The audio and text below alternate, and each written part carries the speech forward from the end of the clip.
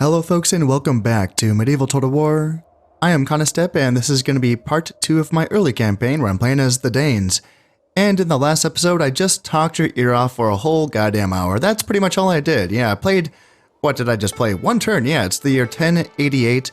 This campaign starts in the year 1087, so I just played one turn. I did take Sweden, so that was pretty action-packed, I'll tell you what.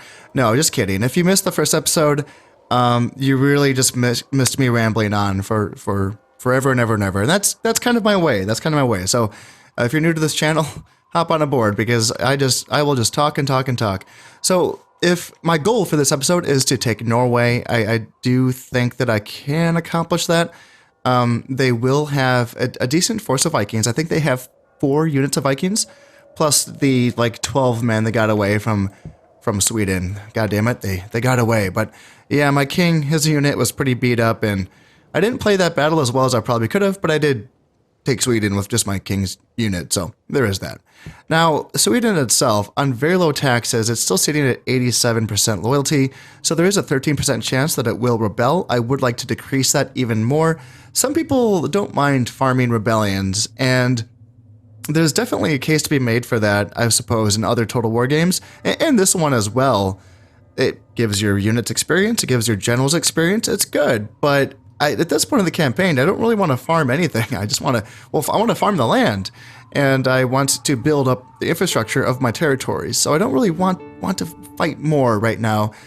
Sure, even if there was a rebellion and it retreated from Sweden, cool. That just makes Norway even tougher to take because this is where they will retreat to. So if I can avoid a rebellion here in Sweden, I would like to get this number, up to 100 at the very least. I don't know if I can accomplish that. I was, at the end of the last episode, thinking about building a fort just to begin with. I'm not going to do that. I'm going to do the watchtowers because this is going to increase the population loyalty by at least 10%. I think it is 10%. So that's going to bring this up to 97. So there's only going to be a 3% chance of a rebellion. Okay. This is also including the 3 units that I've brought from Denmark, leaving Denmark completely exposed at this point. There is a German army here in Saxony, so this is a little bit treacherous. I do have a unit of peasants that will be finished being trained by the end of this turn, so this place will not be completely empty, but that does, count for when the AI is determining whether they want to attack. I think they're looking at the province as is, not including the unit that's about to be trained. Now, if they want to go through with that attack and they see there's a unit that's been trained there, then they can decide again if they want to go through with that attack. But the initial decision is going to be made now, looking at an empty province. So this is a little bit. I don't think they will attack though. If they did, then yeah, it's like game over. But I don't think that they will attack. I don't think I've seen the AI be that aggressive on turn 2. So one way that I can get this number up from 97, so this watchtower is going to, the building is going to influence this loyalty during the end turn. I don't have to wait until after this turn. It will bring this up to 97 during the decision, like if it's going to decide and roll the dice and see if there's going to be a rebellion here. What else can I do though? Could I give this governorship, this title, to a captain of one of my units that has some dread on him? That's definitely an option. So I have 3 units here, and is there any dread? 0 dread, 0 dread, and then 1 point of dread. So I think that this 1 point of dread would add an additional 10% of loyalty. So that's an option. He also has 3 acumen, which is not bad. I prefer 4 points of acumen, but 3 is okay, possibly, but there is something else to consider.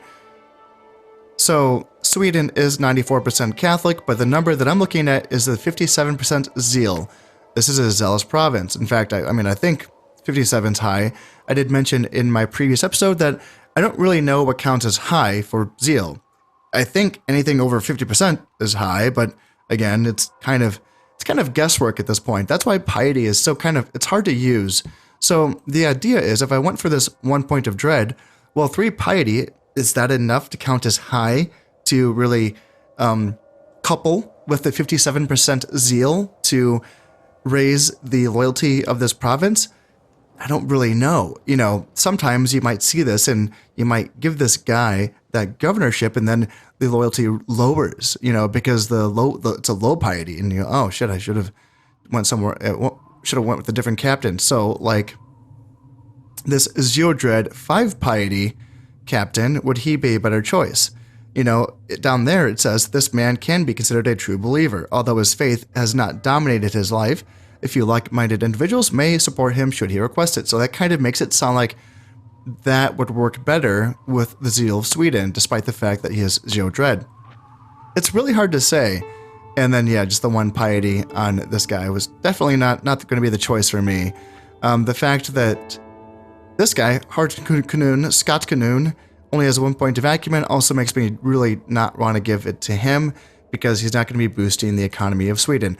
Now, I can switch governors. I can take a title away from someone and give it to someone else if I have an emissary. However, not only do I not have an emissary, but I can't even train an emissary. To do that, I need to first build a royal palace, and that's freaking expensive for this point of the campaign, like 1,000 florins, and 2 turns is not bad, but the 1,000 florins is a considerable price at this point in the campaign to pay. It's tough. Emissaries would be nice. It would be nice. But I would need that unit to strip a title from a captain and give it to someone else. That is what you can do with emissaries. So I'm tempted to continue to wait. I'm tempted to risk this at what's about to be 97%. And just kind of hope that I don't get a rebellion. That's my idea with that. In Denmark, I can go ahead and get the border fort, which is the 2nd tier watchtower. This is going to add an additional 5% to the loyalty, as well as this is going to help me catch any enemy spies and assassins that can come into this province. There's none available. I don't think there's any faction that starts with spies and assassins in this game. So it's not going to be something too necessary like in the beginning, but just having that extra 5% loyalty is something that I will want to have. So that's going to be the play there in Denmark. Yeah, Sweden. Get the peasants going here in Denmark as well. Other than that, let's see. Taxes, high. I suppose high is all I want to do there. And yeah, taxes very low here in Sweden. That's probably all I want to risk there. And that is all I can do, I think. Yeah, I need to... This watchtower is also going to give me vision of Norway and see exactly what they have. I think it's just Vikings, but I can see the exact troop composition once that watchtower is finished. So let's drop a save. Let's end this turn. Let's hope that the Germans do not attack me. Watchtower finished here in Sweden. Border fort finished here in Denmark. Oh no, a German princess. And then, of course... Man, bad luck. Famine in Sweden, so the income has been halved in Sweden. That is not a good time. The Italians want to get an alliance. I would say so. You know, the Italians are not really close to me, so, you know, I don't see why not. Unlike Shogun 1, for those of you who are new to Medieval 1, Medieval 1 actually does have more to consider when it comes to alliances. The thing is that when you break an alliance through war, if you attack an ally, you will lose influence. So having an alliance with a neighbor actually does something, as opposed to Shogun, where all that you're going to lose is your alliance income. In Shogun, you do make an actual steady 250 koku per year. In Medieval, you don't make any income off of alliances, but you do get a relative assurance that they will not attack you, because influence, as I mentioned in the last episode, is important. A king that loses influence or has low influence is going to have low loyalty generals, and that can lead to a civil war. So attacking someone who you're allied with is a big deal in this game. And even though the Italians are not neighbors, or they're not really important in any way to me, I can accept this for now. And, oh, I have a daughter. My daughter will come of age in 15 years, and then I can use her to get alliances with other factions. Or I can just use her to spy and stuff. Looks like the Germans are sending their princess up to talk to me as well. And I would take that. I would take an alliance with her. I don't have a son that's going to be... My son is going to be of age in 2 years. So, it would be nice to have her offer her hand in marriage to my son in 2 years. She might not wait that long though, but I still would take an alliance with her. And now, yeah, luckily the Germans did not attack me. I don't think factions attack this early. I really don't. I just don't see it happen very often. Let's get another peasant here in Denmark, just to get that extra garrison here. And then, should I go ahead and start building a trading post? I will think about it. 800 florins is a bit expensive. It only takes 2 turns to build, though. It will create some income. It doesn't tell me exactly how much. The thing is that trade really does depend on getting your shipping, your boats, your shipping lanes up and running, and then trade is going to be linked from your provinces with A, trade goods, B, a port, and then C, another port from belonging to someone else that's, either neutral or an ally. You cannot trade with enemy ports. So the thing is that in the early game, trade isn't the best thing just because there's not enough ports in the map. Some factions do start with ports, or should I say some provinces start with ports. In the north, it's just Denmark. I looked around before I started recording. See if you can find another port. The first port is going to be Genoa, then Venice, Sicily, Malta, these islands, Crete, Rhodes, Cyprus, Constantinople, and that's it, eh? As far as ports go, Egypt too, yeah, Egypt. So in the north, nothing. Yeah, it's gonna take time. It's gonna take a few boats to get a decent income off of our trade goods here in the north, but it's still worth it to get it going. Also, there still is local trade. By building a trade post, you are still counted as trading with neighboring provinces. Now, I don't know exactly if that's just internal, within your own provinces. Does that count as trade from Denmark to Sweden or Denmark to Saxony?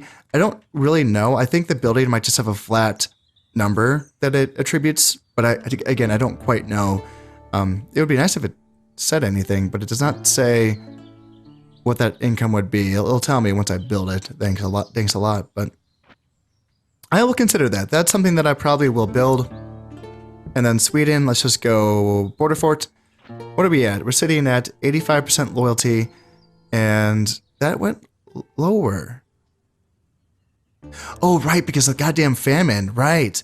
Famines. So what's interesting about this is that we had that message that said there's a famine in Sweden. Now it said that famines lower the income by half. Okay.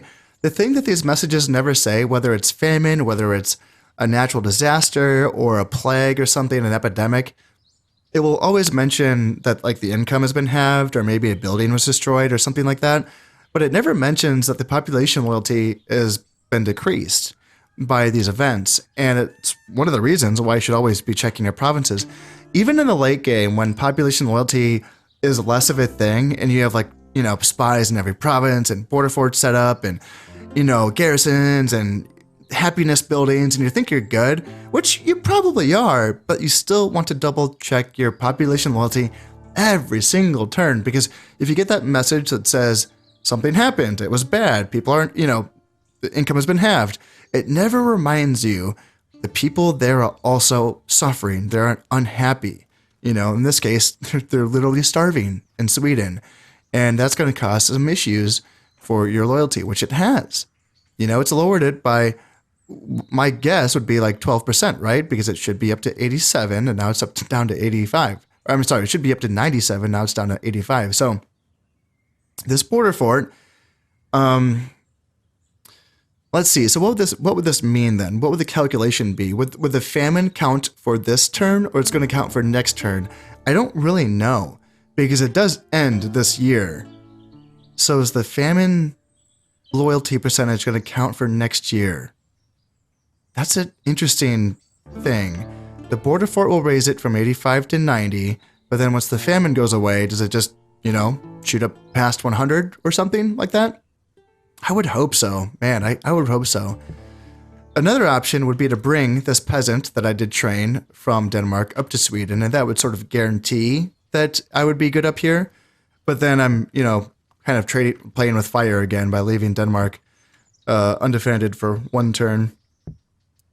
another turn. Not that, these 3 Vikings and this 1 spearman would be deterred by a unit of peasants, but leaving a province undefended really is asking for it. It really, really, really is asking for it. So until we get that alliance with the Germans, and as I just said, alliances do go a long way towards securing, some safety on your borders. So it's good, but I'm not there yet. So, peasant, I'll leave you here.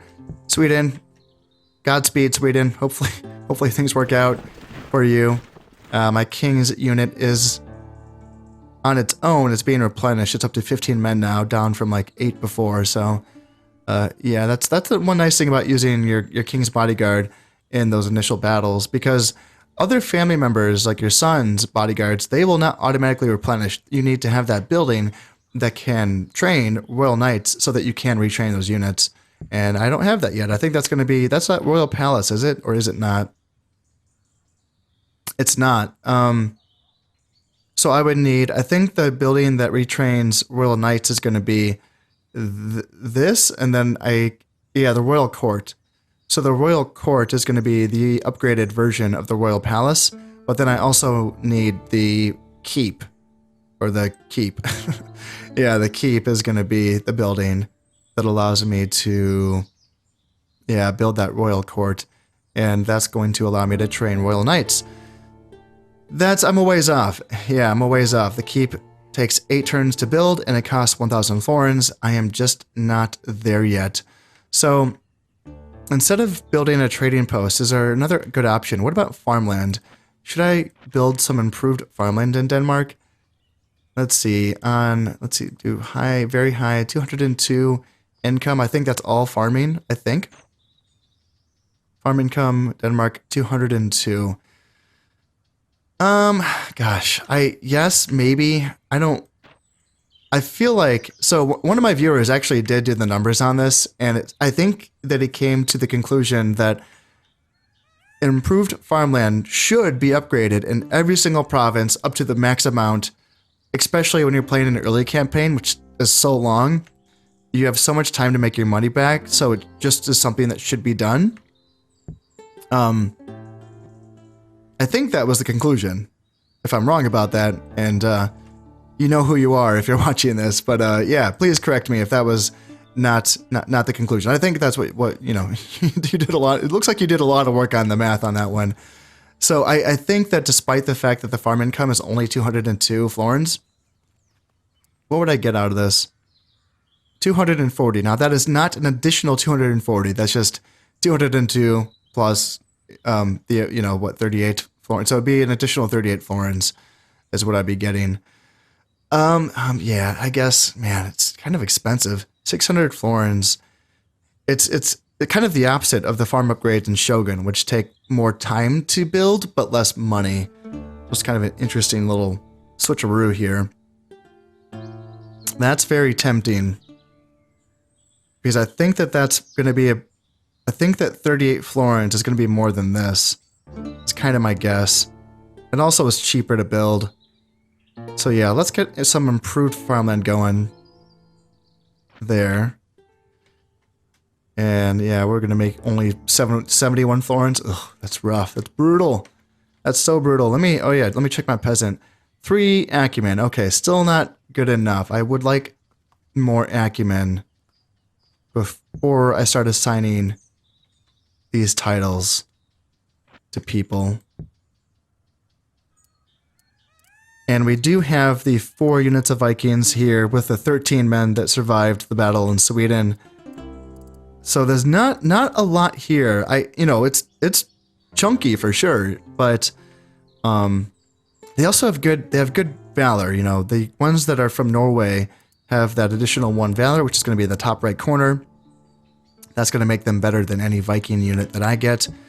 But I have some sons on the way, and these 2 princes are going to obviously be in their units of Royal Knights. That's going to give me 3 units of Royal Knights that I can use to ride down Vikings, and I can also bring, of course, my own Vikings to kind of hold the line.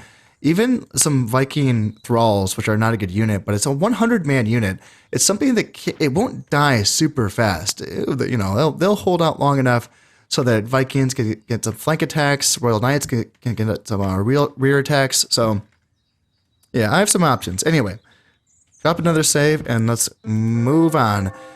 Just in case you're wondering, I got really in the habit of dropping a save before every end turn in this game just because it's a little bit unstable, and now that I'm doing this in this game, I'm just doing it in Shogun now as well. So if you haven't played this in a while, I would recommend it. It's nice. It's nice to have that quick save available. All right, the Germans have the strongest military might. That's not too surprising. They have a really big empire at the beginning of the campaign, but it's really spread out. And this is telling me that the German Empire is going to be in Swabia. That's something I learned from the YouTube channel Count MRVHS. He's also been playing some Medieval Total War, so check out his channel if you're interested in some more of this game. But also he plays other Total War games as well. And yeah, I've learned stuff from him. It's really cool to kind of he really fills in a lot of the gaps of stuff that I don't know about.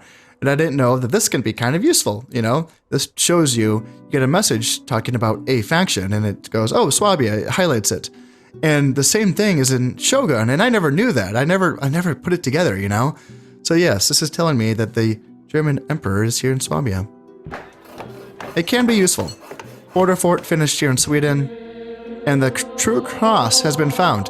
Truly, this is a remarkable event, as a piece of the true cross on which our Lord redeemed the world has come into the possession of the Paris Cathedral. It is now in a place of honor, and has made this a place of holy pilgrimage. Catholic zeal has been increased across the whole of France, and I think this is telling me that the French king is in the Ile-de-France, I think, is what that means. Or this is just telling me this is where Paris is. I don't know. Either or. But yeah, Catholic zeal has been increased. Okay, good for them. Doesn't really influence me at all. Let's see. So the German princess, she turned away. I wonder if she saw that I don't have any sons of age yet. I wonder if that has something to do with it. Now there's only there's only 2 Vikings in Saxony as opposed to the 3. So there's already Saxony is getting a little light on defenders. All right, any good acumen? No, still just 3 acumen. 3's okay, but I can do better. I can do better than that. Let's see, Sweden now making the full amount of money it can, without the famine. I am now making 95 florins. I think I can bump these taxes a little bit. Just a little bit. Maybe just do that. Just make a little bit more money there. And yeah, we're still not ready to bump up the taxes more than that. What do we want to build next, though? A copper mine feels good. A fort would feel good as well, just to get another place that allows me to train stuff. I don't really want to station my king here in Sweden for too much longer. I would like to bring him down to Denmark just to kind of hang out, look across the border at the Germans and just kind of wag his finger at them and be like, nope, don't even think about it. I would like that, and it needs to happen at some point, right? Obviously, getting economy sooner feels smarter, but you need a fort. You need a fort. It just gives you some more options, more viability to, once you have a fort and you have a peasant sitting in that fort, that's all you need. And then you have a king that can actually move around. Right now, he's kind of stuck in Sweden. No one wants that. So let's it's going to take 4 turns. So let's get that going. And then after that excruciating 4 turns, then we can work on building a copper mine. And then I think some improved farmland as well would also be good. That's going to be what I'm thinking of going forward. Yes. Denmark. Should I train stuff? Should I keep training stuff even though my economy is in the pits? Should I? What would I feel good with taking on Norway? See, the thing is that when my sons come of age, I will be paying upkeep on their units. They are not free. They're going to cost some money, so it doesn't feel super necessary, but at the same time, it kind of feels like something I should get going on. Viking Thralls, 37 support cost. Same with the Vikings. Same with the archers. So those are the 3 units that I probably want to get going here. And the thralls are the cheapest. Not by much. The Vikings are only 6 florins more. And it's such a better unit. It is really a better unit than the thralls. The thralls, and I've talked about them before, but again, it's nice to have a spearman unit because it deters cavalry from charging right into the heart of your formation. Vikings can hold their own. They certainly can, but against a heavy cav charge, it can be tough for a non-spearman unit to really hold its ground. Vikings serve better as a counterattacking unit against heavy cav because of their bonus versus armor. Axes will do some damage, but cav really is deterred by a unit of spearmen. You know, they know that the matchup doesn't favor them. Even good cav against shitty spears, they're kind of wary about that, and kind of slows them down and makes them think about it, makes them look for better angles, and all of that time they can get shot by archers. So thralls are useful in that engagement. However, looking at the Vikings that we are going up against, I wonder what can hold its ground better. My Vikings that are of lesser valor, or thralls which just have 40 more men. What would hold the line better, do you think? Huh. I mean, put thralls in close formation, or put any unit in close formation, but especially thralls, because spearmen will fight in 2 ranks when they're in close formation. And then they will get the +2 defense bonus as well when they're in close formation. They probably will hold okay. Also, my king does have that natural leader trait, which is going to give +2 morale. That can also help out. It's hard to say. Let's just go with some thralls. Disloyal generals. Oh my goodness.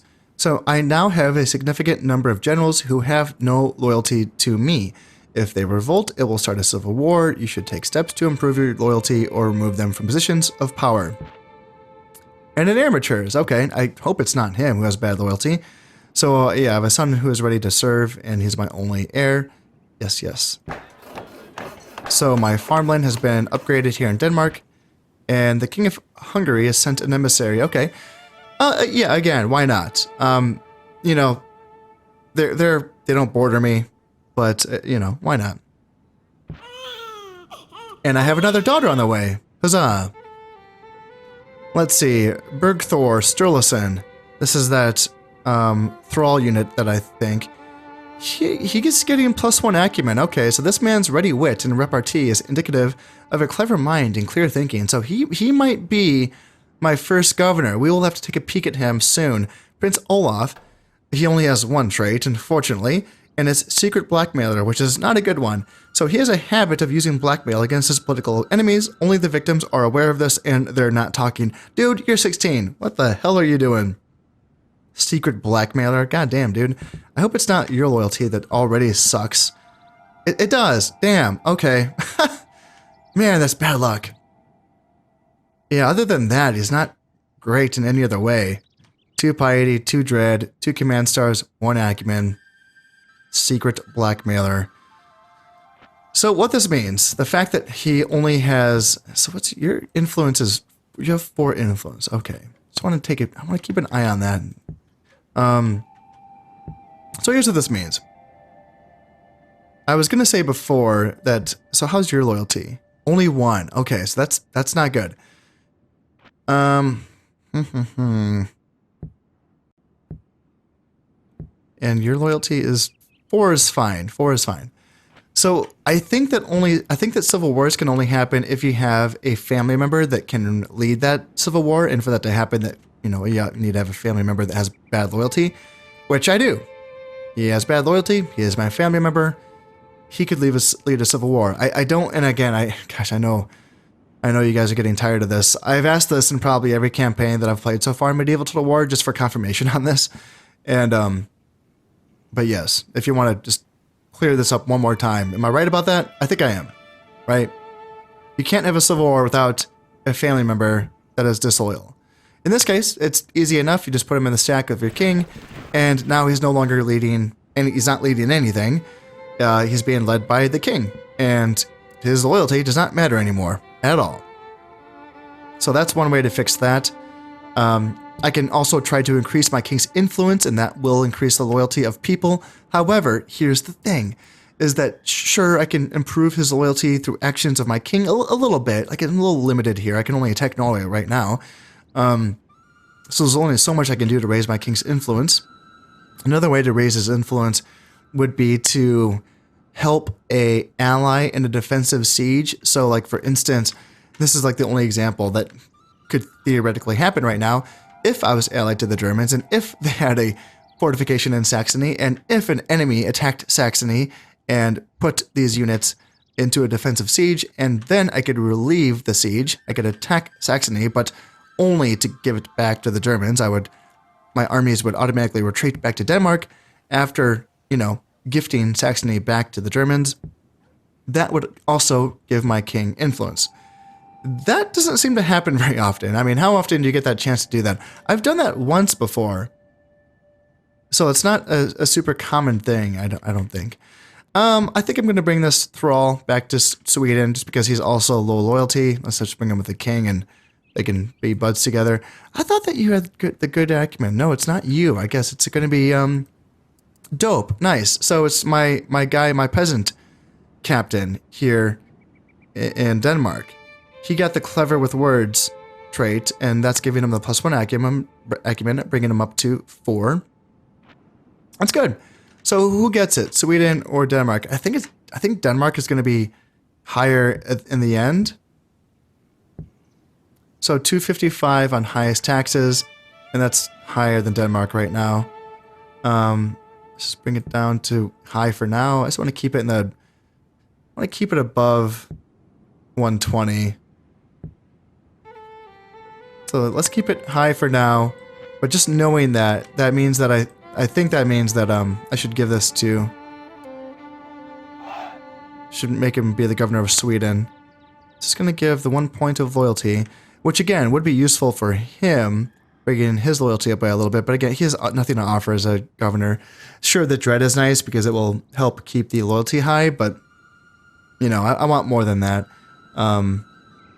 That's gonna be fine there. Let's see. And it would be nice to give the governorship of Denmark to someone who's already a general, so I can make them a better general with that 1 command star. Speaking of which, so like if you're wondering like why don't I give that to my son, well I can't. I can't give governorship titles to my sons. In fact, I can't give any titles to my sons, which is it's kind of too bad. It's weird. Like I thought that was a pretty common thing. You give titles of land to your family in the Middle Ages. And in the modern world is too. Like you can do that whenever. It's a weird thing, but you can't do this for him. Now eventually, not with Prince Olaf because he's my next in line, but my other sons, like once they're passed up and once they are no longer in the succession line, they will become like the uncles and they will no longer be a part of this. They will still be on the map. They'll still be here, but they won't be like in line for the kingdom anymore. Then you can give them titles and stuff. So like there is still use in keeping these guys alive and healthy and well. Eventually you can give them titles. You can improve their stats as long as they are not the first in line. Like him, now as soon as my king's dead, he's going to be the next king, and that is that. So it's going to be more about keeping an eye on Prince Eric and see how he is. Because, long into the future, he will be available for a title at some point. If he's good enough, if he's earned it. In any case, yeah, you're gonna get Sweden. Let's do this. Zoink. Sweden's now making 314. 356. Yeah, their loyalty went down a little bit, I think. Maybe not. Maybe it did. Yeah, maybe their loyalty went down a little bit. Yeah, they didn't like... How's your piety? Piety, yeah, 3 piety. So I think that 3 piety is not matching up well against the 57 zeal. I think that's the idea. But it's fine. The king is chilling here for another 3 turns at least because we're waiting for that fort to be built. So they will be just fine. Should we build another thrall here in Denmark? Yeah, why not? Train a thrall and get some more. Let's get that trading post now. Yeah, let's do the trading post. And then, yeah, we're still waiting 3 turns for that fort to be built here in Sweden. A couple of turns later, my trading post has been finished here in Denmark, and it is only making me 28 florins, so I did make the right choice, I think, by focusing on farmland first here in Denmark. And now I am only 1 turn away before my fort is finished here in Sweden, and I think when that's finished, I will just train that 1 unit of peasants and then continue on to Norway right away. I'm building up this little army here. I think my other son will be ready to go as well. Yeah, a couple turns. Yeah, I'll wait for him so that I have those 3 units of Royal Knights to help me run down these Vikings here in Norway. I was also looking at this army a bit more. This survivor of Sweden, this 13-man unit of Vikings, is going to be the general, which is very bad luck for this army because he ran away. So he has the good runner trait. So he is remembered for the way he ran from the battlefield on more than one occasion. Perhaps he had no choice, but whispers among his men say otherwise. So this is going to be giving -3 morale for his army, which is tough. Yeah, it's almost like it's a good thing that I let those men get away. So yeah, that's going to be pretty bad. This army should break if I give them a good charge from 3 units of heavy cav. But I should probably fix them with my infantry first, of course. So let's get a couple more units of Vikings up here to Sweden, and my other son, let's let him come of age as well. And in Denmark, I think we are ready to start building a keep. Now, a keep, as I mentioned, it's expensive, but I need the keep so that I can build the boat builder building, and I need that so that I can build boats. And yeah, that's going to really make things, I can start making some money that way. Already we have some ports being built here in Wessex and Northumbria, so that's money right there. And to make that money, I only need 2 boats, one for Skagerrak and one for the North Sea, and then a third one for the English Channel. Good, that's not too far off. So there is still nothing here in the Baltic Sea, but the Novgorods might build a port in Finland, or maybe Novgorod or Livonia. I don't know if they have Livonia, but yeah, there's money to be made. So let's start building this keep here. It's going to take 8 turns, so yeah, it's going to feel like some suffering, but let's just get that over with. Let's rip the Band-Aid off. And we are only making 188 florins, but again, it's a slow process here with the Danes. It really is. So we got taxes bumped up to very high here in Sweden and Denmark as well. We're building stuff, we're training stuff, and we still have not located or, trained another person worthy of being governor. So we're still waiting on trying to find a person who should be governor of Denmark. Until then, though, let's drop a save and let's move on here. We're getting close. And now that my fort is finished here in Sweden, I think I'm ready to go, Let's train this peasant here in Sweden. And it looks like I can also train woodsman here as well. Now, woodsman is an interesting unit. It does have a bonus versus armor, which is good. But other than that, they are a pretty pitiful unit. But they're cost effective, I would say. They only cost 75 florins to train. And it's a 22 florin support cost. That's a cheap unit. And that bonus versus armor it's cost effective. It is. Gives them a little bit of a bite. But the rest of their stats are pretty much peasant level, weak defense, poor morale. They have a good charge bonus, I think as well. I would have to double check their actual numbers on that, but it's an interesting unit. I don't think I'm going to get that going for this fight here in Norway. I think I'm just going to get my peasant going, and then I probably will attack next turn, I think, because, yeah, my other Prince Eric, will be of age next turn, so I think I'll be ready to go then. And still no good captains for Denmark, so we're still waiting on that. I probably should have got another archer for this attack here, but I'm not going to wait any longer. I think I'm ready to go. So in Denmark, what should I keep training? Let's just get some more oomph, some more bodies, some Viking thralls. Why not? Get those guys going, and maybe an archer instead. Only costs 125. Oh no, it costs 225. Yeah, it's a bit more. Costs a bit more. Yeah, it's cheap. I'm pinching pennies right now. I'm pinching pennies. Sweden. Okay, so Sweden, do I have money for all of this? So it's going to cost 500 florins to build this copper mine. It's going to give me a 52 florin income. It only takes 2 turns to build. I think that is the way to go. So yeah, 500 florins for that, plus 125, plus 125. Oh, am I building that here in Sweden? No, I'm building a present. Yeah, for plus 50. Okay, so that should be enough.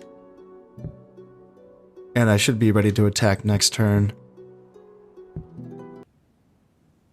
Prince Eric has now come of age, and now he is ready to party. And by the looks of it, he looks okay. 3-star general, you know, I'll take it. That makes him better than his older brother. So, Deus Volt, the Pope has convened a council at the town of Clermont and preached a mighty sermon calling upon all the faithful to come to the defense of Christianity and to recapture the holy city of Jerusalem. Many listening gave vows on the spot to undertake these holy tasks. Well, they're going to leave us out because the Danes cannot crusade. Yeah.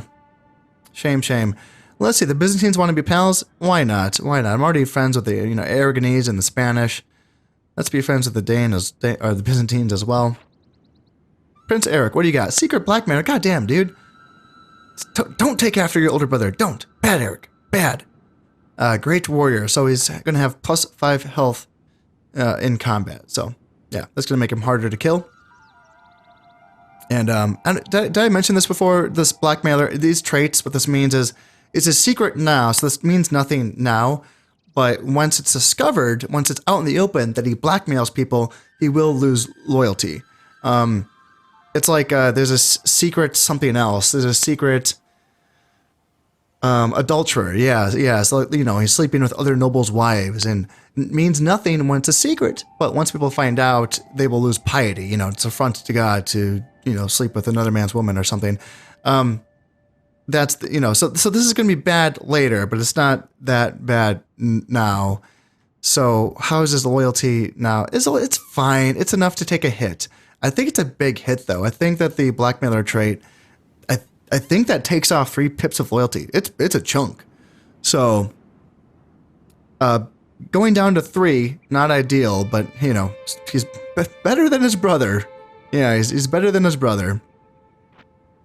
Because his brother needs to be king, because that 2 loyalty, once it gets down to, 0 because of this? Like, once this is found out, oh, man.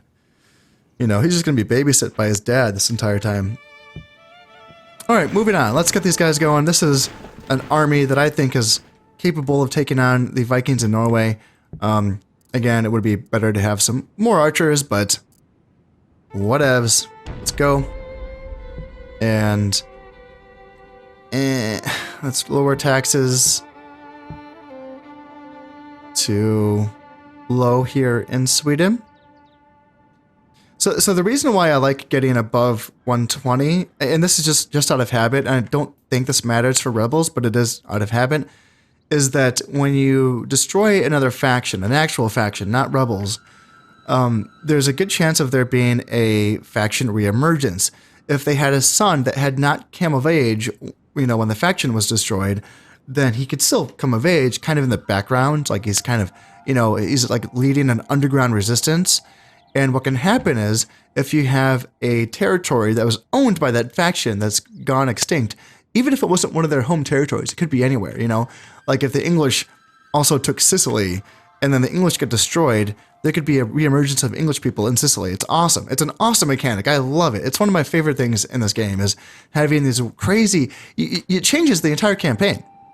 Because these faction reemergences are quite powerful. The units that they get can be pretty strong. Now, it can be sad when that reemergence gets stuck on an island and they have no navy. Then it's just like, you just kind of like laugh at it and point fingers.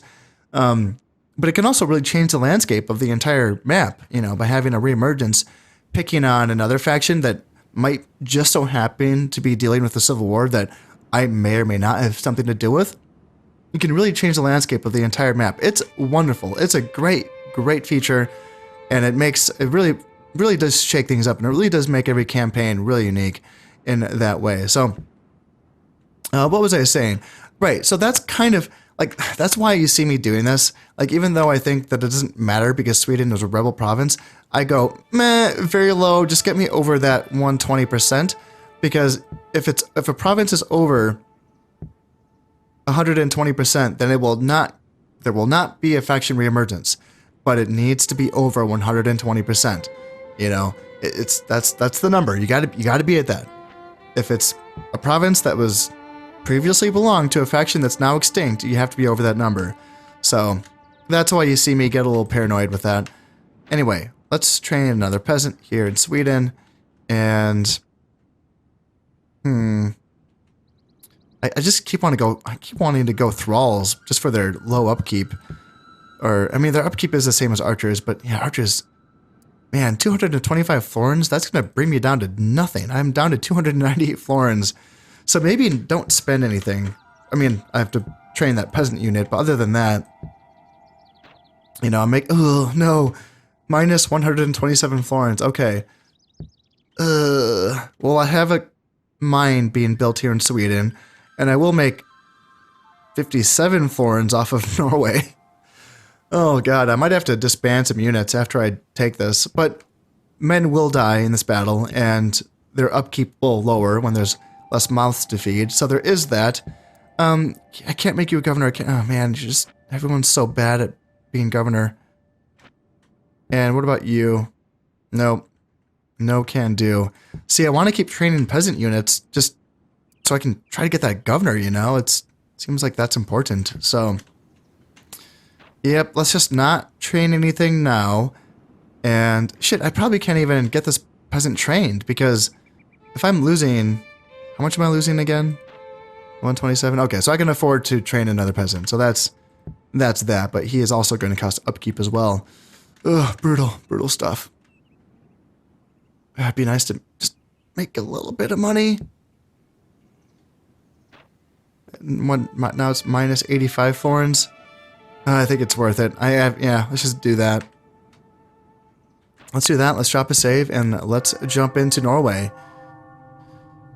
And yeah, it's a tight opening. All right. 601 of my guys versus 253 of theirs. So, yep, that's the landscape. It looks like kind of rolling hills. Doesn't seem like there's too many forests, but let's drop a save and let's jump on into the battle. We did get some fine weather, but it's kind of foggy. It's pretty atmospheric here in Norway, so let's begin battle. And it looks like they're going to be on the hill right across from us. And I don't think I want to approach that from the left because that looks pretty steep. Let's try to bring them out in this direction. I have my center being made up by my spearmen and my 2 Viking thralls and my archers up ahead.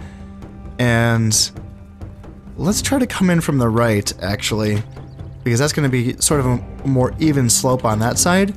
And then on the left, I will have 2 units of Vikings. And then on the right, I will have 1 unit of Vikings. And then also on the right, let's have 2 units of Royal Cav. And then my king can just kind of be in the center. And then we will work our way around. It's going to be important. I'm going to want to get a good hit on those 13 Vikings, that general. If I can break him, even though he's a 0-star general, that's going to cause a morale debuff to the rest of the army if I can have him break and run away. I am continuing to work my way around the flanks here, and the enemy so far, they've just turned to face me, and they're still matching my movement, and I'm still seeking some more even ground. It seems like they might let me achieve it by getting, if I can get up around here, this can be a better angle of engagement for me.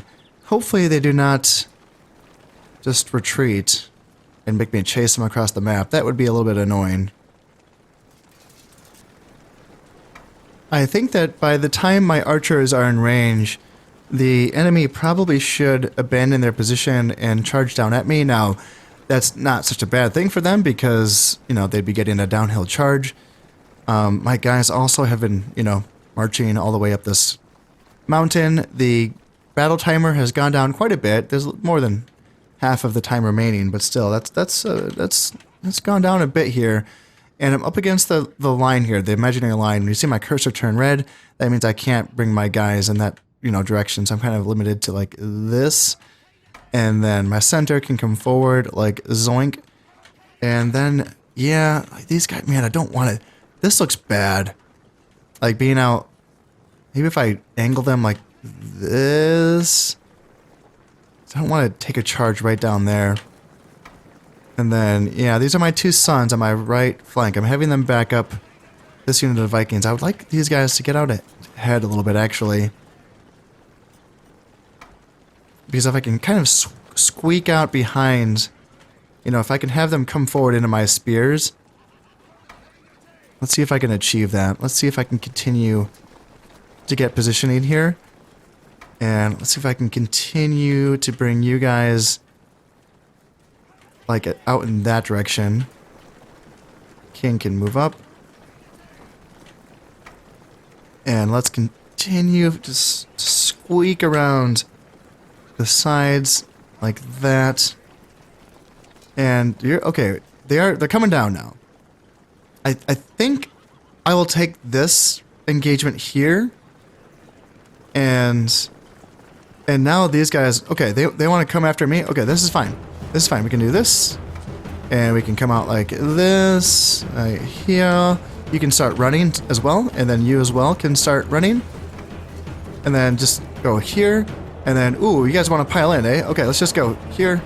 And let's go up. And let's go up as well. My king. And then my left flank can start running as well. Start running. And then you guys charge into the flank here. And then you guys come here. So yeah, my guys are losing, but now we get Cav in to the fight. And now they want to come after my Cav. So we can back up a little bit here. And there, looks like we broke them. And now they're coming here. Yep, that's fine, that's fine. Let's back up with these guys a little bit. And then you can keep, actually just lead them around. That's totally, yep, and there we go. They want to turn around now. Perfect. Now we can charge into the rear of them. Or, let's go after the general, actually. Yeah, you assassinate the general. And then you guys, yeah, go after, yeah, just, you can get a little flank attack there. And then King can charge in. Vikings can charge in as well, help out. Royal Knights, I don't really want my son to die, so if I can get you out, that would be nice. And now the general's running away. And let's get you guys around here. So, yeah, you guys can help chase down those dudes there. We got him away. Hopefully that son is still alive. And my king is doing okay. It says these Vikings are winning slightly. Goddamn. So, if that's the case, let's maybe bring you around for another rear charge. And then same with... Sorry, so these... Let's go in for a flanking attack here. Yeah, there we go. Now they're running away. So let's try to run down the rest of these guys. Here and then here. I don't think it matters too much, honestly, because they don't have a fortification, so... I don't think there's any chance... Like, it's not gonna... We're not gonna have to fight these guys again, essentially, so... yeah, we took some casualties, for sure, but, you know, I don't think that that's the worst engagement, you know, it's a tough fight. Going uphill against Vikings with Valor 1, you know, it's a little tricky sometimes. I just hope I didn't lose either of my sons. That would be unfortunate. And that's gonna do it. So I did kill 132, I captured 104, and I did lose 145, so yeah, definitely a bloody fight. Both units of Royal Knights did gain 1 point of Valor. That's both of my sons, that is. Hopefully this means that they're both still alive, considering that it says both of their names. And, yeah, let's see, this unit of Vikings also gained 1 point of Valor. It did lose half of its unit, though. But I can retrain my Viking units here in Norway now, and they can get that extra point of Valor. Also, soundtrack absolutely slaps.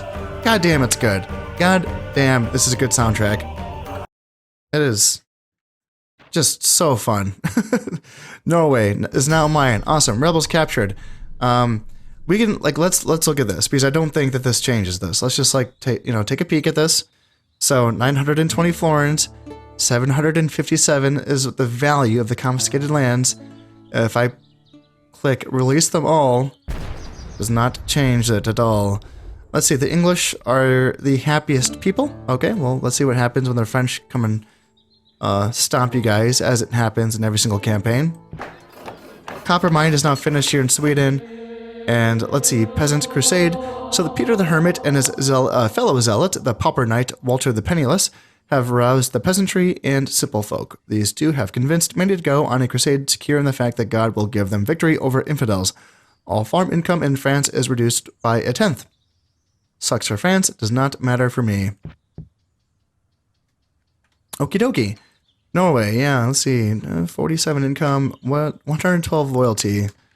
So, you know, I guess that's kind of where I want to stay at for now. Yeah, you're that. Still no good governors.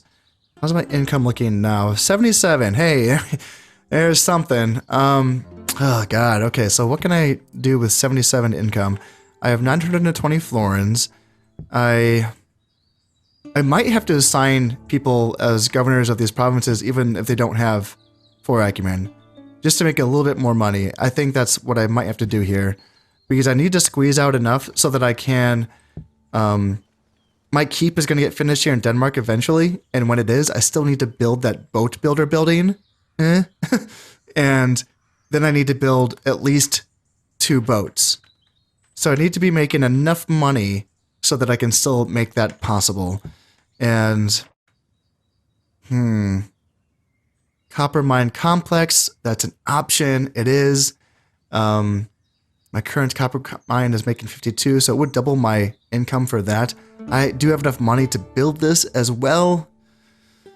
I'd increase my income up to, like, you know, over 100 again, so that's something. Improved farmland as well. This would get me 306 income. Sweden's current farm income is 256, so it would give me less than 50 florins. So I think the copper mine is the better bet initially. Oh, it's tough. It's tough. But I think I need to spend all of my money on that, which means I can't afford anything here in Norway. Even a watchtower? No, I can't do it. I can't do it. And then projected profits. So I would have enough next turn to build a watchtower at least. And I think I just have to give these governorships to 3 acumen governors. I think that's going to be the answer. So I do have a 4 piety, 2 dread, 3 acumen governor here. He's a he's a captain of my peasant unit, but he could be a governor. 4 piety, 2 dread. How's the zeal here? 47% in Norway. That doesn't seem too high. And 48% here in Denmark. So I don't think piety is going to matter too much for these provinces. But let's see. Do I have anyone else that's like 3 acumen? So there's you. You are an option with quite a bit of piety, actually. And then you, only 2 acumen, so I don't think I want to use you.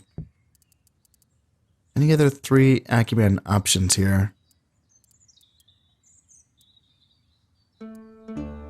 You're a drinker. I think what I want to do is use you as a governor for Denmark.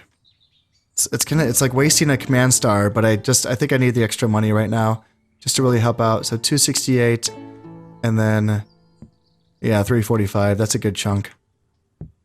And I can give that title to someone else later on down the line when there's someone more fitting.